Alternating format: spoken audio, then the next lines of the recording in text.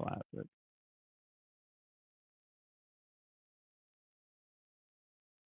Do you like fantasy football and sports betting?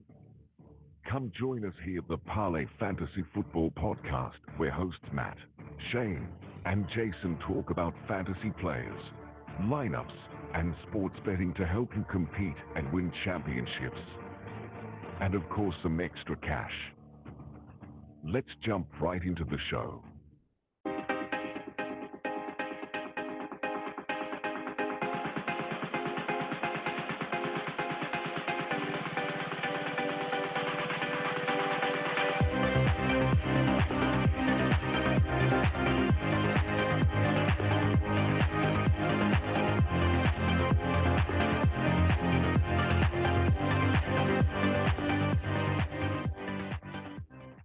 Welcome back. Welcome back to another episode of the Parlay Fantasy Football Podcast. Matt, Shane, and Jason with you guys on this lovely evening here in Kansas. Jason, I'm sure it's warm still in Texas, okay?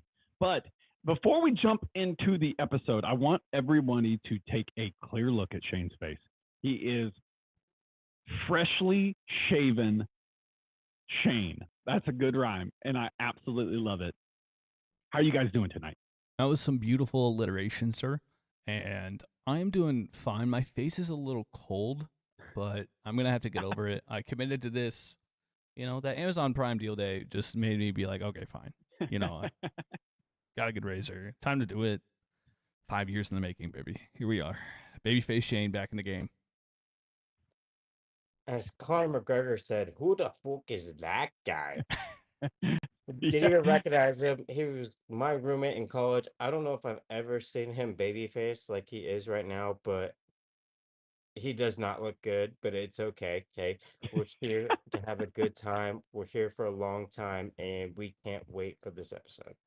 Listen, I actually am digging. It's gonna take some getting used to. Now, when we actually did this video call, Shane picked up and I had to 1000% do a double take. I could not recognize him because Jason went to college with him. I didn't go to college with Shane, but I've never seen Shane clean shaved.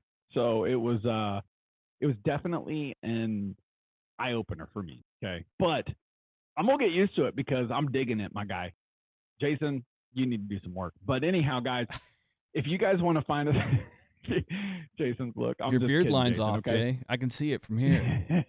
Look at his face. Tell my barber that I just paid him yesterday to get a fresh lineup, my guy. I'm just messing with you guys. Hey, so if you guys want to find us on any of our social media accounts, you can find Shane at Shane Parlay FF on X. You can find Jason at Jason Parlay FF. You can find myself at Matt_Parlay FF on the old X machine. Head over to parlaypod.com. Our website is up and live. Our Patreon page is up and live at Parlay Fantasy Football Podcast. Guys, head over to the Discord channel as well. Completely free, okay? Head over there. You guys can check out our bets. Parlay Fantasy Football Podcast is in the title, all right? Head over to the YouTube page, guys, where we are currently live streaming Parlay FF Pod on the YouTube, okay? That obviously is live, so it's coming out now. And the audio stuff will be coming out the very next day. On tonight's episode, guys, we are going to do some pretty cool parlay fade bets, okay? We are going to put some bets in this episode, and then we are also going to be talking about players that we want to that basically we want to draft and redraft half-point PPR, full-point PPR, players that we want to leave the draft with, that we feel like we would potentially be willing to reach on a little bit to make sure that they are on our roster. So that's kind of what we're going to be going over tonight. Also, guys, head over to any of the podcasting platforms. Hit that follow button, guys. We would really appreciate it. The podcast continues to grow. We've had guests on the podcast in the past. Go back and check out those episodes. We've got a few more guests lined up to join us here in the next couple of weeks as well. The last couple of weeks, they just haven't been able to make it work. So that's going to be coming up soon. So expect a couple more guests to be coming on the show. Shane, we had talked before the podcast here.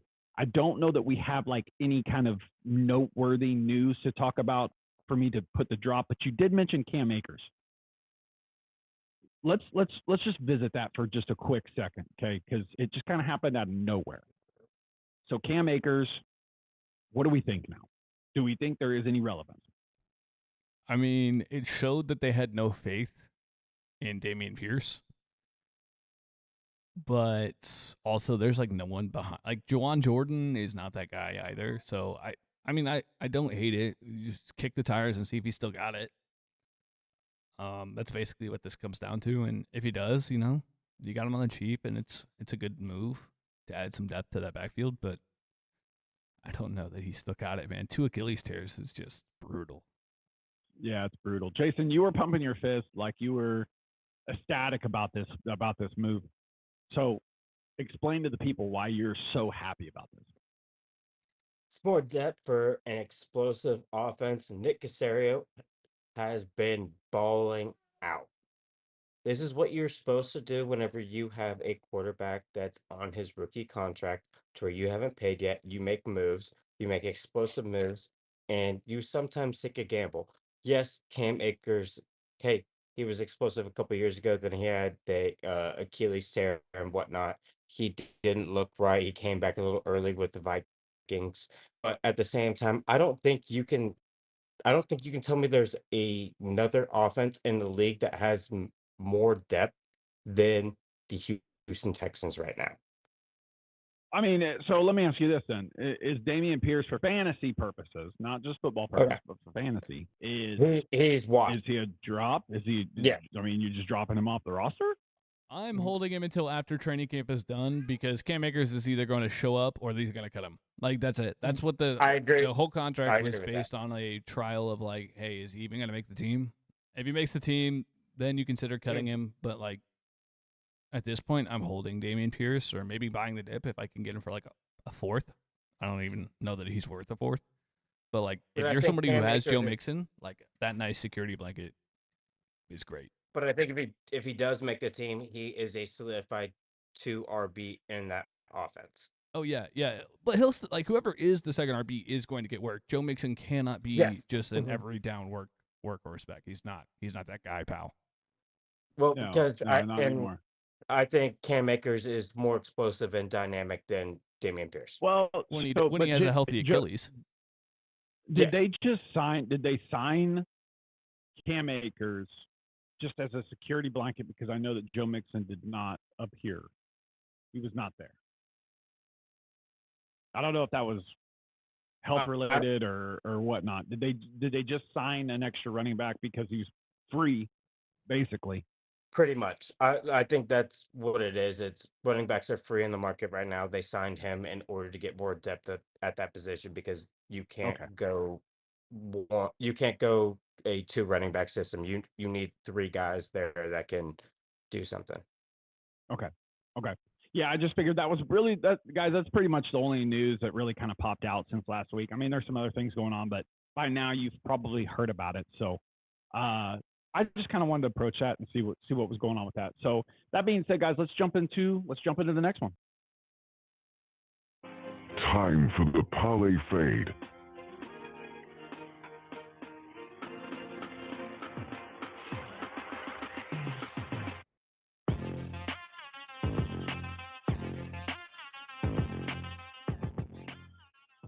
All right, guys, we wanted to bring you some fade action this week. Last week, guys, we did not do very well in the open. It was kind of it was kind of crazy. Lots of wind the first couple days, some rain. The last day ended up being pretty nice. Tristan Lawrence came out of nowhere. Congratulations, my guy, for actually competing the way you did.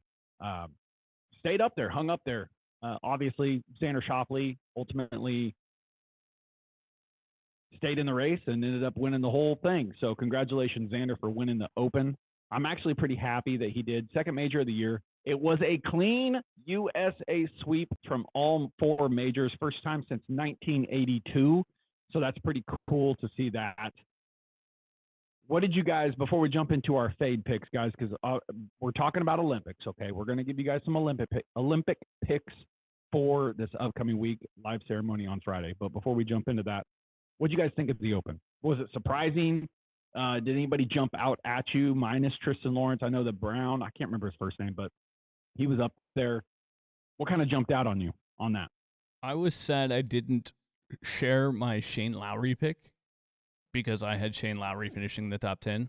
and I was really sad I didn't put that on my card because Don't that be was a sad now. smash. They have to listen, son. They gotta subscribe to the Patreon to get them picks, okay? Yeah, but I wanted to pound my chest and come in here and be like, I picked this dude out of nowhere. I liked Shane Lowry a lot, and he came out and performed the way that I kind of expected him to. But at the same time, he kind of exceeded it. He at the end of the day, he had a chance to go win the thing and just kind of Yeah. didn't complete the tournament, which sucks. But you know what happens? It's golf. Yeah, for sure. Yeah, I'm gonna piggyback with you, Shane. I'm upset with myself that I did not hop on the Shane Lowry, the his back, just because we all know how well he does in the open and links kind of platform. It was hard to watch on Saturday. Yeah, it was. I think he shot 6 over on Saturday and ended up at 1 under when he had a 2 shot lead, and it was hard to watch. But I think we all can agree, me especially, I love it when pros struggle. I think that is the best thing to watch, to where pros have a difficult time in the elements and they have to react and hit clubs that they're not used to hitting. And I heard from multiple pros that that back nine was one of the hardest back nines that they ever had to play, hitting two Yeah. irons, three woods, and long clubs.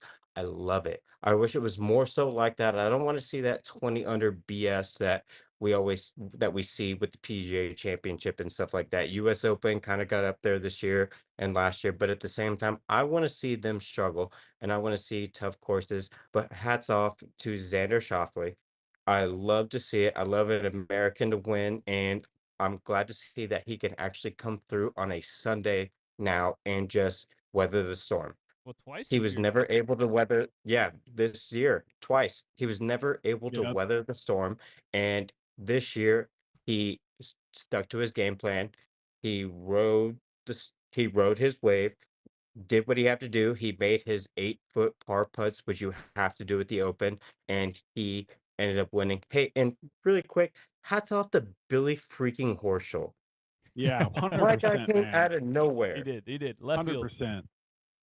Yeah, dude. I was pretty like I watched basically from Friday all the way to Sunday. I watched every day, every round. And it was kind of crazy. Like I was super like happy and pumped. And I'm gonna full disclosure, guys. I didn't bet on Billy Horschel at all, right? I just didn't expect that to happen. He was playing fantastic, and he said, man, he's like, in the past, he would always like try to laser focus, and when he made mistakes, he would get all upset. But he played free. He played free this weekend or this past weekend. He played absolutely great. I hats off to him. Hats off to Justin Rose. This is the one major he's wanted to win his entire career, and he played great. I mean, he played fantastic. Couple silly mistakes, but then you got the guys like Jason said. These pros make mistakes. You know, Shane bet on Shane Lowry, right? And wanted to pound his chest. He actually said in his interview, like, I can see under, under -10 winning this tournament. And it was under, right? Like, it was a great tournament with the weather conditions, the wind. They had nice days, they had bad days. Like, it was just so fun to watch. Like Jason said, some of these pros just struggle hitting clubs that they would not normally hit. And like the Scotty Scheffler, I can't remember what hole it was, but players were hitting the irons off the tee and they were coming up like 20 or 30 yards short. And it was in the rain, in the wind. And he pulled out his 3-wood and put it like 3 feet. And like that kind of shot makes you like just think. I was enamored by it. I was enamored by it. It was just Siwoo fun golf Kim, to watch. hats off to Siwoo Kim, longest Aced it. hole-in-one in an Open tournament Yeah. history. If you give me a par three at 238 yards, I'm gonna slap that greenskeeper in the face with my club. You got to be kidding me. First one No, in it was- history it on was- that hole, which was really sick too. Yeah. Yeah. Yeah, it was awesome. It was really awesome. It was a cool tournament to watch, and hopefully you guys enjoyed it. Like Jason and Shane said, hats off to Xander for winning. We had Scotty Scheffler win the Masters, Xander win the Players, Bryson win the U.S. Open, and Xander win the Open. Awesome. Can I ask you a real quick question before we get into our segment? Would you Yeah. rather have Xander's portfolio or Xander's portfolio this year, or would you rather have Scotty's with all the wins? You get the wins in one major, or you get two majors this year. And I don't know if I don't think he's won anything else. Yeah, he didn't win another tournament. It was just the two majors. Who would you rather have? Whose year would you rather have? Shane. I'm saying the two majors. I think the two majors is a better accomplishment, but Scotty did win a lot. He won. I think he won $12 million more than that. But I feel like the majors set yourself in history and put your name there. Like, so here's the way I $12 million look more. at it. Here's the way I look at it. Like, obviously, the majors, you get the glory, you get the big trophies, you get the notoriety. But I think I'm personally going to take Scotty because I think Scotty's that kind of golfer that is going to be around and win majors for the long haul. We have seen in the past that Xander has struggled when it comes to some of these other tournaments, and he just does not look. He doesn't look right. Like, I'm not saying he's not a great golfer because I truly think Xander has what it takes to be on that Scotty level of winning multiple tournaments, right?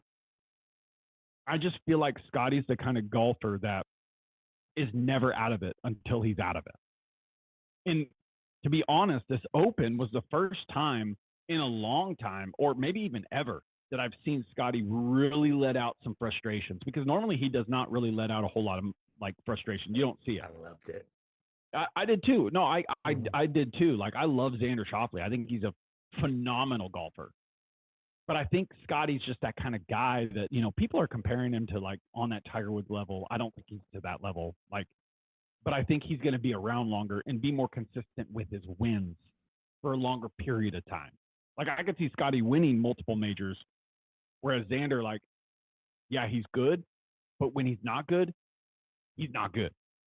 But he just won multiple majors. We won't get into this. We won't True. get into this That argument, is true. right? And he We just does. won't. And he We does won't get finish into in this the. argument. I'm just saying, I'd rather two putt from 40 feet rather than miss a 6-foot putt for birdie. Right. Yeah. No, I don't think that's a hard question. That's maybe we get into that a little bit later on. Yeah. Right. A little bit later on in the That's pod. what I'm saying. I would, for real quick, I would take Xander Schauffele. I'd rather win I the two figured you would.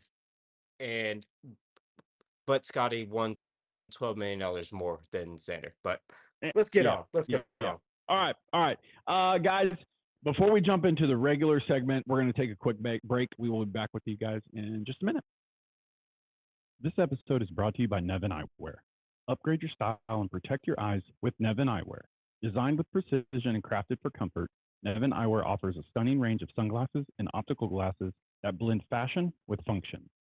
Whether you're hitting the beach, driving, or just out for a stroll, Nevin Eyewear ensures you look your best while safeguarding your vision. Shop now and experience the perfect fusion of elegance and durability. Head over to parlaypod.com and ParlayFF on YouTube.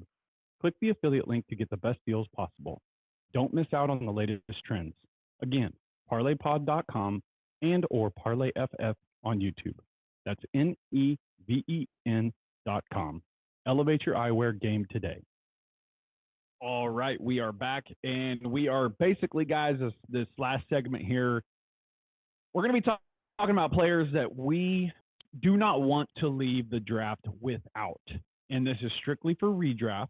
It can be half-point PPR, it can be full-point PPR. But these are players that we really want to try to draft and potentially players that we are willing to reach for in these drafts, depending on where you're at and where you're drafting versus their normal ADP or consensus. So I'll lead this off here, guys. I don't really have like this guy here basically is not a guy that like I'm reaching on, right? But Amon-Ra St. Brown. I just wanted to talk about him just for a quick second. He is currently right now the wide receiver 5 in consensus. What do you guys feel like? Like I'm almost willing to draft him at like the 105, ahead of Justin Jefferson, ahead of Bijan Robinson, ahead of Breece Hall. he's probably not going to go in redraft purposes. He's probably not going to go ahead of Christian McCaffrey, CeeDee Lamb, probably not Tyreek Hill. But were you guys willing to draft him? Are you guys in consensus with that? Being able to take him ahead of like JJ, maybe Jamar Chase? That's a reach. That's a stretch. But where are you guys at with that? Yeah, I'm okay with him being actually the wide receiver 3 this year. I do think that Jefferson, he's not completely quarterback proof, but he may be quarterback proof. So I feel like he's hard to bump out. I honestly kind of have been bumping Tyreek and Jamar down and putting them on Raw in their place. So for me, Okay. a lot of times, like specifically even best ball, I'm looking at it like it's CD and then a group of 4, and that group of 4 sometimes it's Amon that like sticks out and it's like, okay, that's who I want to roll with. But the fact that he is certifiably the target in Detroit definitely bumps him up, and it's a good offense and it's a reliable offense. He has a great fantasy football championship schedule. So, yeah, I'm definitely looking at Amon Ra like, maybe you should be the wide receiver 3. No, like I that. agree. Exactly. It's one of those things. It comes down to Joe Burrow's health with Jamar Chase. I really do think that JJ is quarterback proof. And I think we saw it last year with the interchangeable, just dog shit quarterbacks that they threw out there for some God whoever knows. But he still made those plays, and he is that dude. Would I take JJ over Amon Ra? I still think I would, but I love how Detroit schemes him up, and I would rather take Amon Ra over Jamar Chase. Really? Okay. Yes. Yeah, no, I like that. And the main reason why I go on Ra is just because I think the potential for double-digit touchdowns and like 1,500 receiving yards is there. Jared It's a Goff and yak. him have a massive connection. Yeah, they Yeah. have a really good connection. Mhm. Jamar or JJ. I don't know that. Like I haven't projected to score under double-digit touchdowns for fantasy this year. And obviously, we all know why. We don't know what quarterback. Are they going to be good? Are they not going to be good? We don't know why. It's why you kind of take that risk, that gamble. And with redraft, I would much rather have someone that is solidified, guaranteed points. Don't get me wrong now. I do feel like Justin Jefferson is one of, if not the best wide receivers in the league. And I do have him statted out to go for like 1,400 and some change yards, but I have him statted out for 8 receiving touchdowns.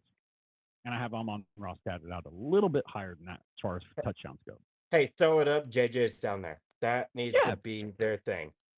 Just like what Kyler said about D-Hop. Yeah, I think the biggest takeaway from this is that Jamar Chase is ranked too high. I agree. I think, honestly, I think Jamar should be in the group of A.J. Brown, Puka Nacua, and Garrett Wilson. I think Yes. Amon Ra should be in the group Yeah. of CD, Tyreek, Justin. If you Yes. flip I flop agree the with you two, there. I would concur immensely. I understand that Jamar has all of the talent. The issue is we've yet to see him produce a wide receiver 1 season. And I understand that Joe Burrow has, been not healthy, but then you're also banking on the fact that Joe Burrow is healthy this year, which I don't know if you guys have heard, his injury is scary. Like, that wrist injury is no joke. And, now he's bald, shaved all the hair. He did shave his head and dye his hair blonde. Now I'm thinking he's going full Justin Bieber. He's gonna go all sorts of sideways, and yeah, now I'm just chalking Cincinnati not making the playoffs off on my list. Matt, I think he's just scared. I think he's honestly just scared about the Cincinnati Bengals. He's just trying to Skullborough is what they're gonna call him now. Anyways. Yeah, no, I mean, Amon Ra finished at wide receiver 3 last year and wide receiver 6 the year before. So those are pretty good numbers, and that's consistent. So I'm willing to. They get him open. Yeah, I'm willing to go. And he plays through injury. That's the big thing. Plays through some pretty nasty injury, and I'm happy with that. But realistically, guys, that wasn't really one of my players. That's a player I wanted to throw out and let everybody know, like, do not be scared of Amon Ra. Draft him and be confident with it. But my very first player, guys, that I have on my list is Garrett Wilson. It's Garrett Wilson. Right now, he is wide receiver 8, going typically at the back end of the first round, first part of the second round in some drafts. Like I know your guys' feelings for like Puka Nacua and those guys. I'm drafting Garrett Wilson above Puka Nacua. I feel like that wide receiver, that much talent. I mean, look at what he did last year with arguably one of the worst quarterbacks in the league. Didn't necessarily have all the touchdown numbers, but he had a lot of receiving yards. Now, we do not know what Aaron Rodgers is going to be like when he is back healthy. We hope he's healthy. We know the reputation of Aaron Rodgers. We know the reputation of him having a true number one receiver. Garrett Wilson's intangibles, the way he runs routes, just his metrics in general, catching the ball. I am all in on Garrett Wilson this year. I am all in on Garrett Wilson, and that is a player that I would draft personally in front of the likes of Puka Nacua, maybe even in front of A.J. Brown in redraft leagues. Yeah, I mean, you're hopping, if you hop Puka, so based off their ADP, Garrett Wilson's currently ADP 12, like on the dot 12. Puka is 9.7, but Puka's the 10th person off the board. And Garrett Wilson's the 11th person off the board with a, ADP of 12 because there's like 3 guys that kind of split that 5 spot. So, yeah, Garrett jumping AJ, I don't think is insane. I do think that it's a little rough because you're depending on Aaron Rodgers coming off the Achilles after having back-to-back down years.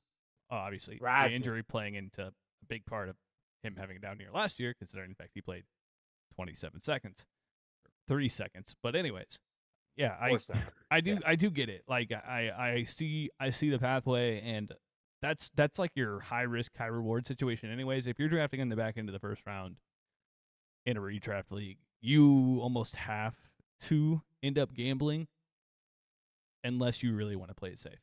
And safe doesn't win championships. Hey, Jason, I think you Matt, just move on because he loves Puka so much. I said I I get know it. you're right. So Matt, just move on. I said Matt, I get you're it. right. Just move on. Matt, just move on. You're good. It's like Puka's not going to finish over Garrett Wilson this year. It's all good.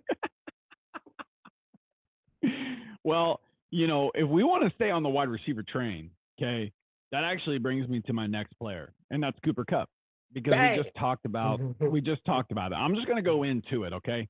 Listen, guys, we know what Puka did last year. Historic season, historic rookie year, fantastic wide receiver. We all know that Puka Nacua is a good wide receiver.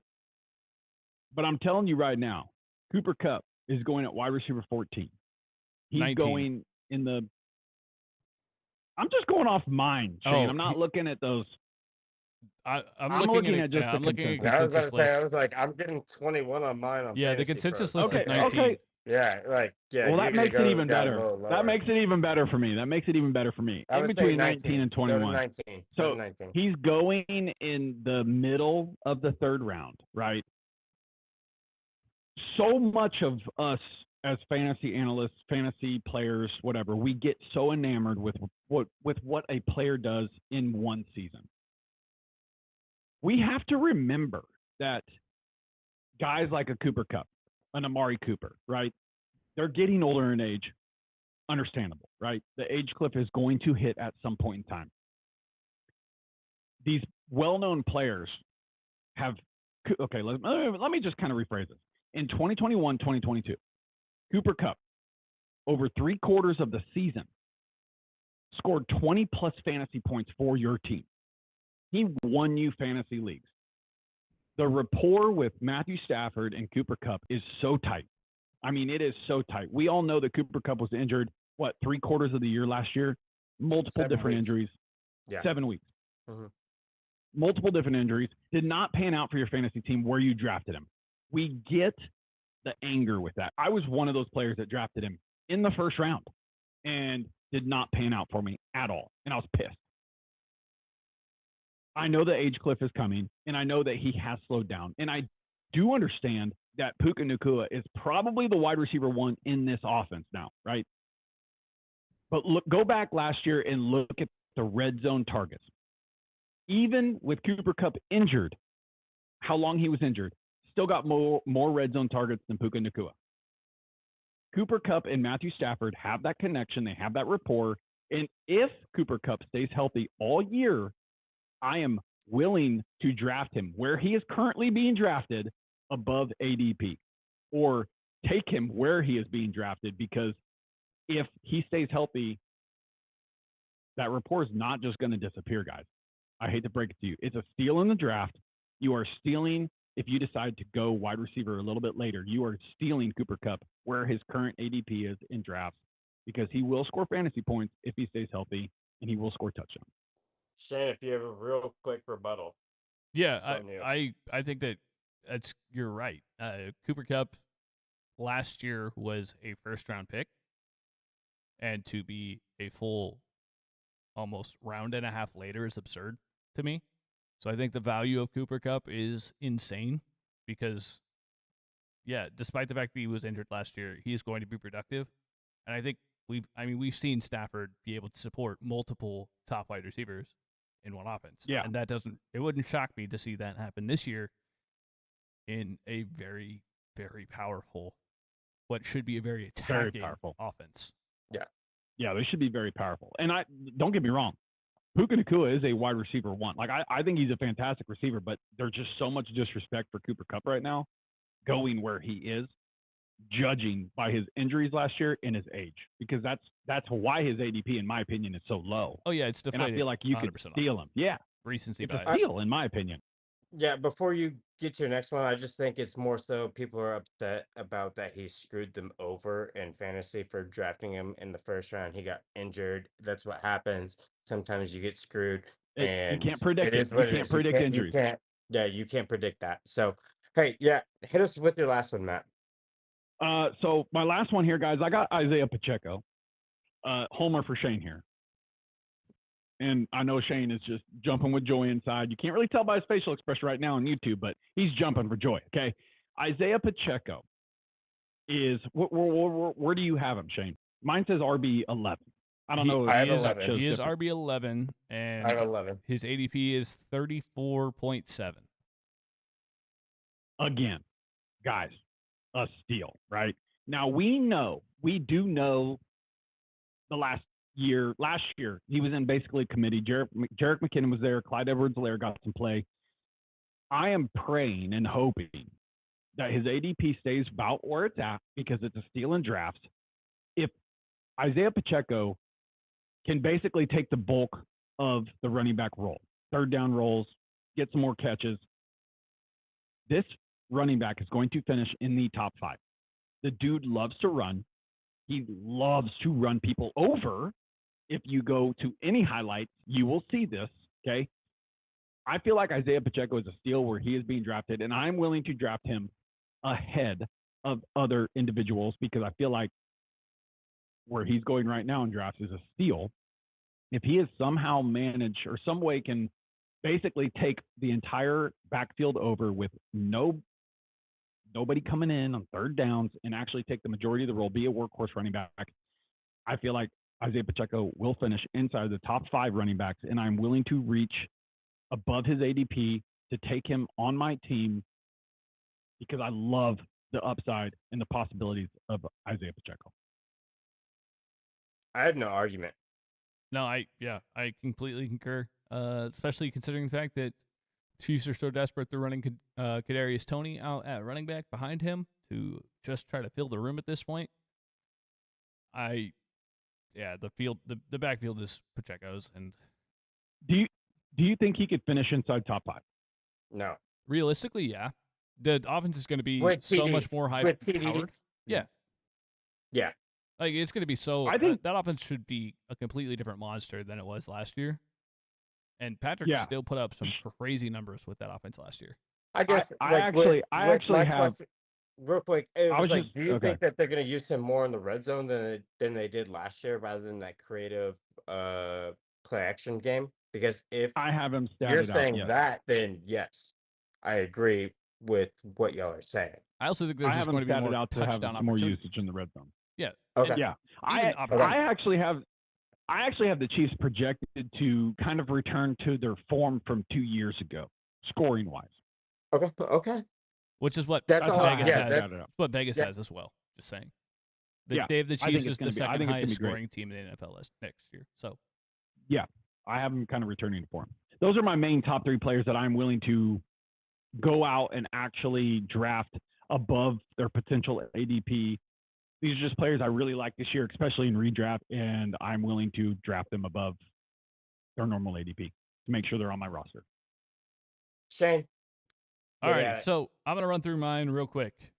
We have Deontay Johnson.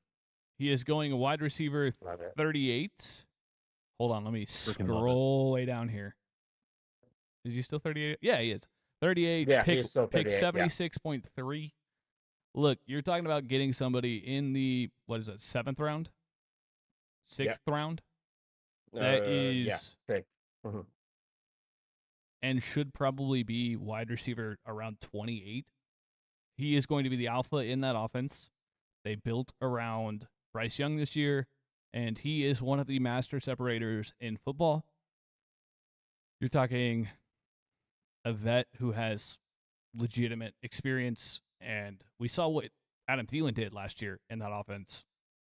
Now give it to a good player and see what he can do in that offense. I'm expecting brilliant things, and plus the bringing in Canales is masterful work. So, yeah, I think Deontay Johnson ends up maybe cracking the top 25 for wide receivers, and you're getting him at, wide receiver 3-4 price. So, steal all day. Take it to the bag.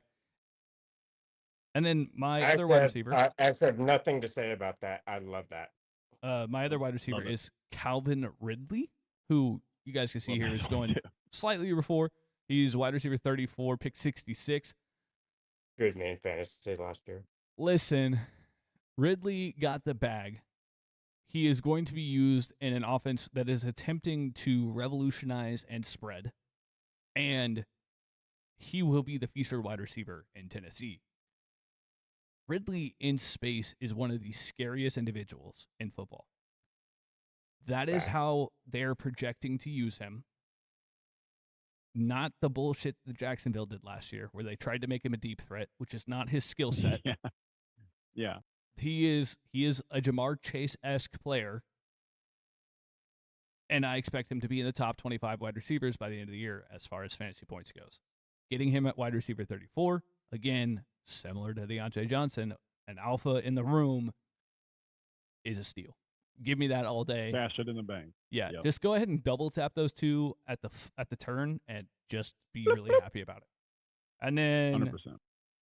I have a tight end and a running back. The running back's not sexy, so we'll do him. The running back, let me go way down here. Oh, wait, he's not there. I don't know where he's on this list. Gus Edwards, running back 41, according to ADP. I had him at running back 35, according to ADP. But yeah, consensus ADP has him at running back 41. That's just absurd. I understand the Kamani Vidal hype. I get it. I understand J.K. Dobbins is there. I get it. J.K. Dobbins doesn't have knees. You should take that into account. You can't run the football without knees. Or ankles. Kamani Vidal was a 6th-round pick. There's a chance that he doesn't see any work.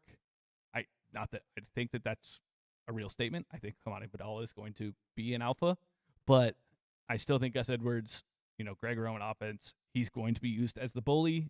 I think that this Chargers offense will surprise teams with how developed their run game is going to be and how big of a hole that line will create using Greg Roman's offense. And Gus Edwards, you need a big hole to run a bus, and I guarantee that he knows how to park that thing in the end zone. That's right, baby. Last but not least, and definitely should not be least, is Jake Ferguson, tight end 9. He's going at pick 87. Look, we know the Dallas tree. The Dallas tree is CeeDee Lamb, Jake Ferguson, Brandon Cooks, whoever the hell else they can figure out who to play. Because that is their entire offense right now. The fact that Ferguson is going at pick 87, the 85th player off the board is absurd. You're talking about guaranteed production at a tight end position, which is a premium. You may not get massive spike weeks that win you your week, but he is an absolute alpha in the red zone. So, he could end up throwing up a couple of 2-touchdown weeks because, again, they have no one else to throw to, and he is a massive target. And Dak utilized him a lot last year. So Fergie for the win is going to be the motto for tight ends this year because he should be going somewhere around the top 5 tight ends. And to have this massive gap between where tight end, 7 is at Evan Ingram at 67, and then to have Fergie all the way at 85, those two should be so much closer considering the competition that Evan Ingram has in his offense and the competition that Jake Ferguson has in his offense. It's just absurd to me. Shane, where do you have Ferguson in your personal rank? Do you have him inside the top 8? I have him inside the top 8. I have him at 8. I have Ingram at 9 because of the target competition. I think Ingram's a superior player, but there's more mouths to feed in that Jacksonville offense. Yeah. The offense runs through CD and then Ferguson. Ingram has the tangibles. Oh, he's a freak. Ferguson. Way more athletic. He's way more athletic. He's way. No, I hear what you're saying. But sexy doesn't win championships. The boring guys win the championships, and that's what we should stand. Yeah, so, you see this trophy behind me? The trophy behind me is what you're trying to win. Okay. Shane's got one too. You just can't see it. Yeah, I'll go grab it. If we're gonna go with non-sexy, we're gonna go. I'm gonna start off with my guy, who's a tight end that everybody overlooks, and everybody, Shane and Matt, both will roll their eyes about this pick. I already know it. I hate it because Deshaun Watson. You love him.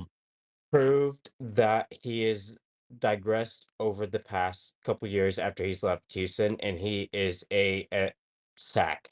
I'm not going to say of whatever, but at the same time, whenever David Njoku got his chance with retired Flacco. Retire Flacco, his numbers went way up. He is sitting at tight end 9 right now, 10. And I love the fact 10. Yeah, I got 9. Well, yeah, 9's he's sitting at tight end 10. He's gonna eclipse tight end 5 this year. He's gonna be a top 5 tight end this year. He's a red zone threat. He's a dominant dude in the red zone. He is a guy to where they don't really have very many downfield threats other than Amari Cooper. Jerry Jeudy is washed. Elijah Moore is still that guy. Jerome Ford, Nick Chubb, cool. I think Nick Chubb will come back and be a decent running back. Hopefully he will be that dude. He will be that dude.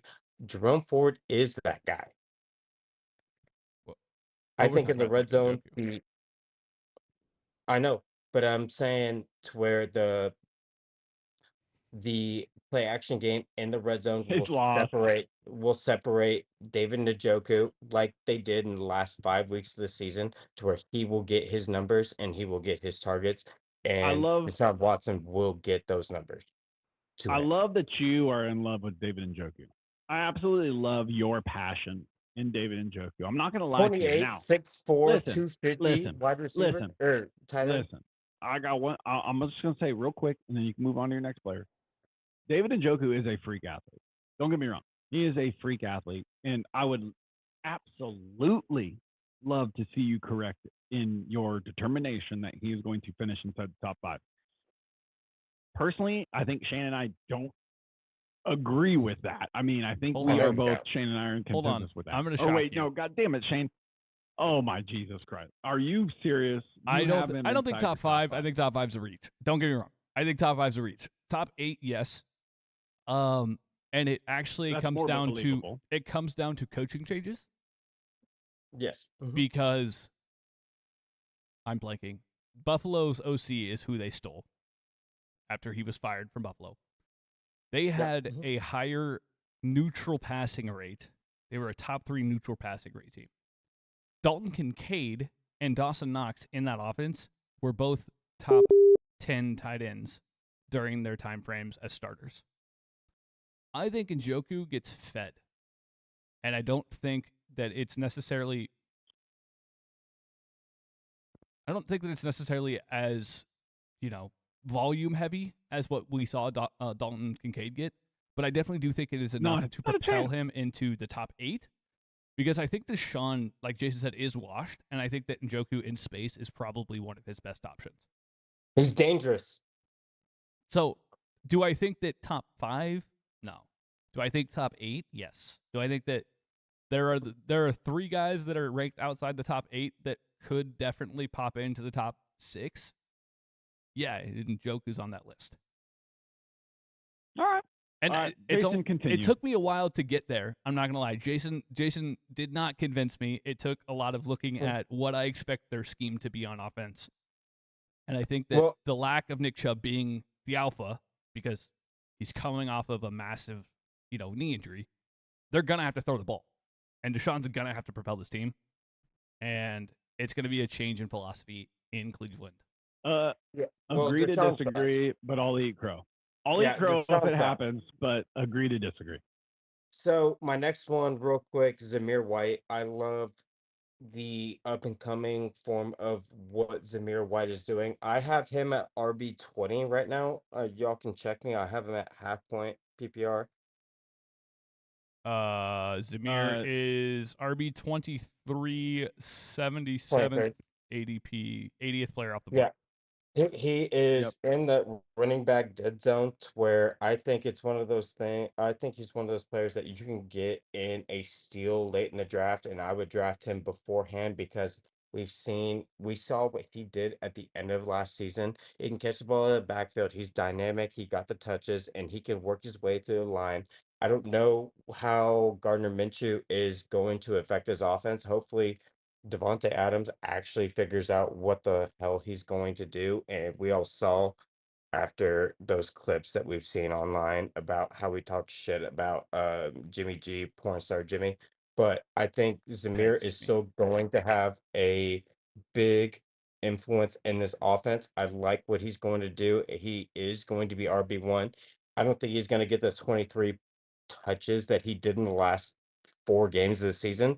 But if he gives me 16 to 17 touches with a couple catches of the backfield, I know that he's going to actually score me a TD inside the red zone. I like what Zamir White is doing, and I will buy him before and during the running back dead zone. He's a great late round because no one's going to draft. Like people, for some reason, people hate him. It's unsexy. And he is a great late, if you go wide receiver heavy in your drafts, exactly, a great addition to your roster. Listen, I don't know if you have caught any of Zamir White's press conferences, Matt, but not press conferences. His press conferences are like must-watch TV. He is a farm boy through and through, and he actually quote unquote calls himself country strong. And we keep losing Jason because he can't figure out how to work technology. But yeah, Zamir White is country strong through and through. I expect big things out of him this year, despite the fact I don't think Vegas' offense is actually going to be that good. I think that I agree. He will be good enough. In fact, he was RB4 through the 4 weeks that he played that Josh Jacobs was out. So, love it. I think he is definitely on the upswing. I am personally taking him before Najee, who's going, 10 picks earlier in drafts. I honestly think that you can almost wait, though, because no one's going to. It's one of those ugly picks where you're not going to get any high vibes. You're not going to get any slap on the backs. Like maybe you'll get like a head nod, but like Jalen Warren's better than Najee. Okay, that's a whole different conversation. But Zamir is definitely a steal in drafts right now. Yeah, agree with that. But I'll go with my last one. Go ahead. Oh Matt. Yeah. No, I was just gonna say, go ahead. Yep. No, finish it up. Well, my last one is Hollywood Brown. Give me Hollywood Brown, wide receiver. I have Hollywood at 38. You could tell me if I'm wrong.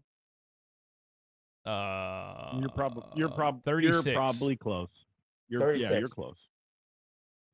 With the question marks with Rashid Rice being that solidified wide receiver 1, possibly wide receiver 2, it gives him the downfield threat. I think that they're going to utilize him more and better and what they did over in Arizona with Kyler, even though Kyler was a good fit for him, he is bound to explode this year. And I love me some Hollywood Brown and some Kansas City Red. And I think that barbecue is going to be cooking in Hollywood. No, I actually really like that pick as well.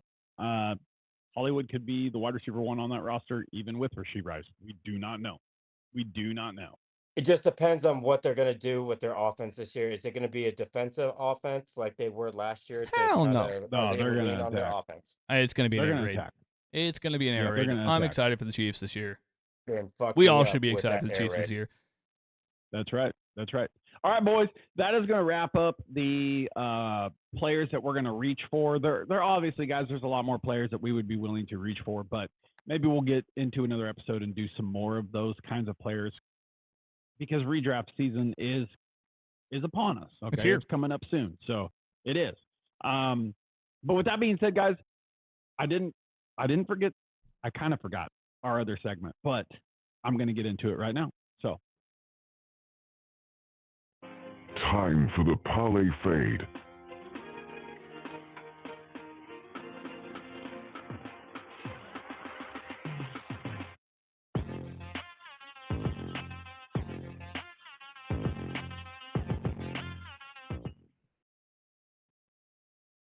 Jason, we're on video. You can definitely see you saying you're number one, but I digress. You're not number one. It's me that's number one. Shut up. Because I am number one and I did so much better than both of y'all on my football picks last year. So I hail king right here. And I'm gonna go first. But at the same time, hey, welcome to the Parlay Fade. Welcome to the Olympic 2024 Paris, France picks. These are gonna be interesting because we're kind of out of our comfort zone, and I think Matt, Shane, and I are we did some research on these picks, and we're doing a little we're we're kind of doing some things that we're not used to doing, but we got some interesting things for you. But I really want to start us off, and I'm going to be lame with all my picks because I'm going with the American kind of not American sports. These guys might have different sports that they're gonna go with or different bets, but I'm just gonna rattle these off. I'm going France to win the gold medal in soccer at plus 230. This is what I got on my sports book. I like Kylian Mbappe. I like what they did. I love what they did in the Euros. I know Spain and everything, they showed out. They did what they had to do, but I'd like Batman Kylian Mbappe. I think France is the better team, and I think they're more athletic and they can win this gold medal here. I got them at plus 230. Then I guess the sexiest one I have is after I saw US almost choke to South Sudan. Okay, what? LeBron James, my guy, had to score a last minute bucket in order to beat these guys. I love what they did from the outside. They moved the ball, they play defense, they're long, they're athletic, they hit the threes. That's what you need to do in the Olympics. It's a winner take all once you get out of the pool play. So once you get out of the pool play, hey, it's fair game. Best man win. There's no double elimination. Just get out of pool play. I have Southern Sudan to make the quarterfinals at plus 550. I think they can make the three. I think they can play defense, and I think they're long and athletic. Next one, golf. I'm gonna ride with my guy. I live in Lubbock, Texas. This guy golfed at the golf course I always golf at, and his course record is 63 here. I don't know how the hell he shot a 63 here because I can't even break 75 here. Ludwig Aberg plus 1,000. Give me the winner. Give me a Swede to come through in Paris, France to win the Olympic gold medal, the solo championship there. I like what Ludwig does. I don't think the wind is going to affect him. I think it's going to be an easier course that's not a link style course, and he's going to play well versus these sorry ass Americans. Um, Last but not least, I am going with an American. An American has not won the gold medal in the Olympics, I think, for the 100-meter dash since 2008. That's because Usain Bolt was the god. Usain Bolt was the god, but we lost to an Italian nobody in 2020, and Noah Lyles is going to be that dude. He is that dude. He's going to pull out that Charizard. He's going to pull out those cards that are going to freak you out, and he is going to be that guy to bring home the 100-meter dash record for the Americans in 2024 at the Paris Olympics. I like it. I like it. I'm going to jump in here and give you my picks real quick. Guys, I'm going to go 3-on-3 basketball because apparently that's an Olympic sport. 3-on-3 basketball because it's You're not an Olympic American. sport. Okay. Now, if I could do some slap across the face Olympic sports, which I'm sure it's in the Olympics as well, I would probably bet on that as well. But I'm going to go Canada. I'm going to go Canada at plus 380 to win the 3-on-3 basketball in the Olympics. Listen, I know Shane actually told me before the podcast that there were some other action sports had them as a favorite. But I do currently know that Canada, their 5-on-5 team doesn't even exist, right? They play 3-on-3 basketball pretty much all year round. Now, Cameron Brink for the USA, she is not playing in the Olympics now. So I am not going to bet on the USA to win the 3-on-3 tournament. It's a faster paced game, clearly 3-on-3. So I'm going to take Canada plus 380. I'm going to take the Netherlands. I'm going to take the Netherlands over 14.5 gold medals. They won like 19 in 2020. The number opened up at 19.5. It dropped to 14.5. I'm going to take the over 14.5 gold medals for the Netherlands. Jason already stated it for golf. I'm going to take Xander Schauffele plus 600 to repeat the Olympic championship here. Xander's playing on a high. Ludwig Oberg, great golfer. I love him to death. Did not play well in the Open. I have Xander Schauffele to continue this streak of brilliance play to repeat the gold medal at plus 600. Okay. I am also taking for the women, I'm taking Nelly Korda at plus 550 to win the gold there. Americans sweep the Olympics in golf. She is the best golfer in women's golf right now. Give me Nelly Korda. 100-meter butterfly. This is minus 155. Give me Gretchen Walsh. She is not going to be beat. She is by far the best butterfly swimmer in the world right now. This should be a landslide for her. 200-meter breaststroke. A little bit of an underdog. Give me Kate Douglas, plus 185. She looked very good in the Olympic trials. Could see a sneaky record beat here. Okay, give me Kate Douglas in the 200-meter breaststroke. Shane? Hey, real quick, will you give me Gretchen and Nelly's number one more time? Nelly is plus 550. Gretchen Walsh is minus 155. Plus 550, minus or plus? Minus 155. Minus 155. Shane, go ahead. All right, so I have France under 27.5 gold medals. That host nation, I like that, is not good at sports. Anyways, they have a ton of athletes, so the number has gotten bumped way up because they're hosting. They immediately get a bid. It's just how it works. But they're not going to get 27 gold medals. That number is super inflated. It's ridiculous. Gretchen Walsh, Matt already said that, so I'm rolling with that. But I'm head-to-head with these mofos in golf again because Tom Kim is taking home the gold. This is a course that if you do... Korea? Huh? Is he with Korea? Yeah, South Korea, not yeah. with the USA. Yes, he's South Korea. That's my guy. Anyways, Tom Kim has played this course before, and the Ryder Cup was played at here a couple of years ago.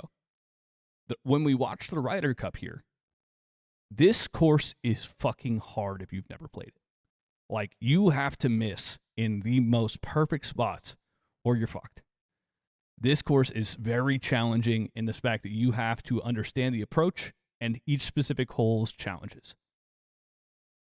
Tom Kim placed 4th here last year.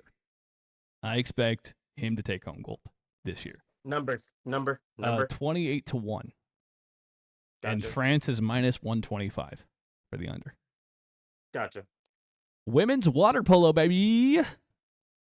Yeah, I love that That's one. what I'm talking about. The Shane. USA, That's what I'm talking the about. USA is 3-time champs, back to back to back. Make it 4-time champs this year. That number is not fucking high enough. There's not enough respect. The U.S. dominates water polo. I don't care if they're playing in the River Scene or if they're playing somewhere else. That trophy is coming back. Those gold medals are going around those girls' necks. USA to win women's water polo at minus 167. And that is a wrap for me.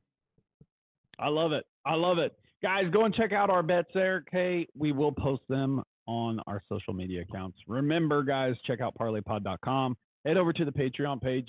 Check everything out there. You can become a premium subscriber. I think we have it labeled as platinum, gold, silver, and bronze. Okay, so you can choose which one you want if you want some extra picks. Okay, so head over to the Patreon page, Parlay Fantasy Football Podcast. Head over to our social media sites. Continue to check us out. And don't forget, when you go to the podcasting platforms, hit that follow button, leave us a comment, leave us a 5-star review. It does help the show out quite a bit. And with that being said, guys, we love you all to the moon and back. Shane, Jason, y'all know what to do. Man, baseball's easy. Bobby Witt's hitting 819. 819. Easy. Coming from the guy who likes the Kansas City Royals, who hasn't done anything. Hey, we're going to be true degenerates in the next couple of weeks with the Olympics. Follow us with ping pong, water polo. We got you. We love you all. See you next time. Bye-bye.